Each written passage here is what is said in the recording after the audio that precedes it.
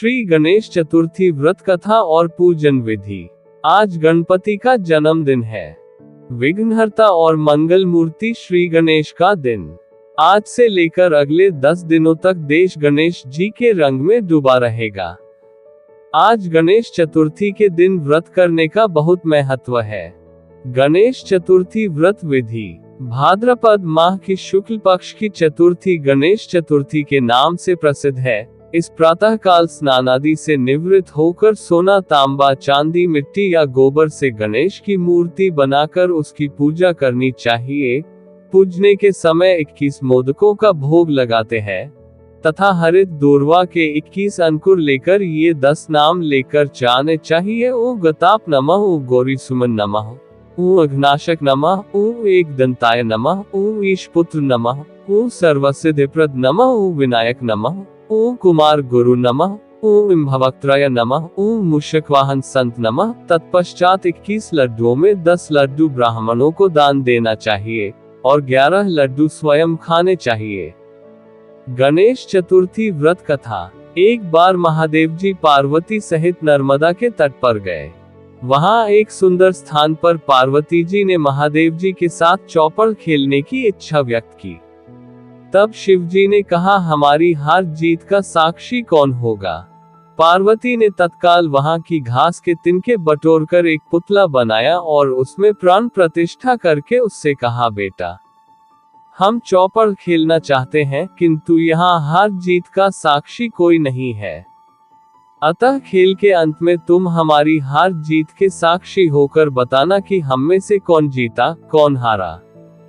खेल आरंभ हुआ। दैवयोग से तीनों बार पार्वती जी ही जीती। जब अंत में बालक से हार जीत का निर्णय कराया गया तो उसने महादेव जी को विजयी बताया।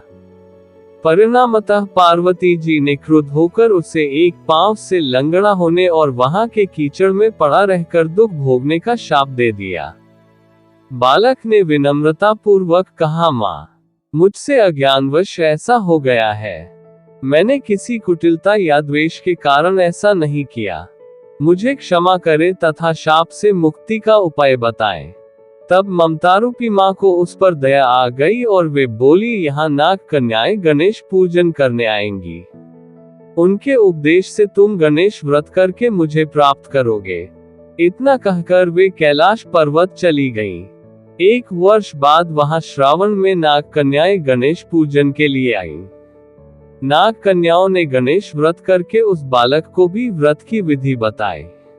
तत्पश्चात बालक ने 12 दिन तक श्री गणेश जी का व्रत किया। तब गणेश जी ने उसे दर्शन देकर कहा, मैं तुम्हारे व्रत से प्रसन्न हूँ।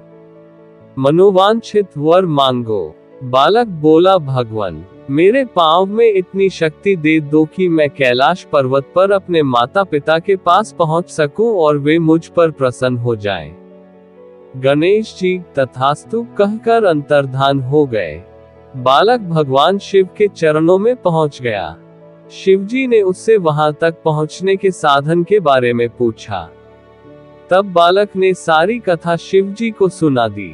उधर उसी दिन से अप्रसन्न होकर पार्वती शिव जी से भी विमुख हो गई थी। तदुपरांत भगवान शंकर ने भी बालक की तरह 21 दिन पर्यंत श्री गणेश का व्रत किया, जिसके प्रभाव से पार्वती के मन में स्वयं महादेव जी से मिलने की इच्छा जागृत हुई। वे शीघ्र ही कैलाश पर्वत पर आ पहुंची।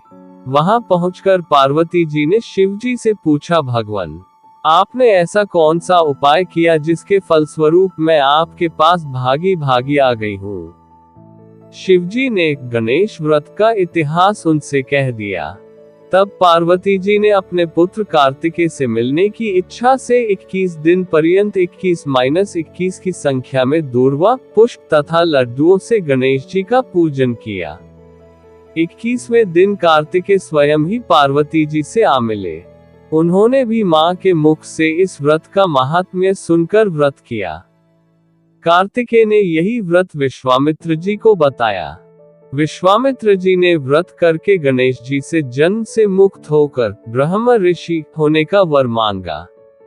गणेश जी ने उनकी मनोकामना पूर्ण की।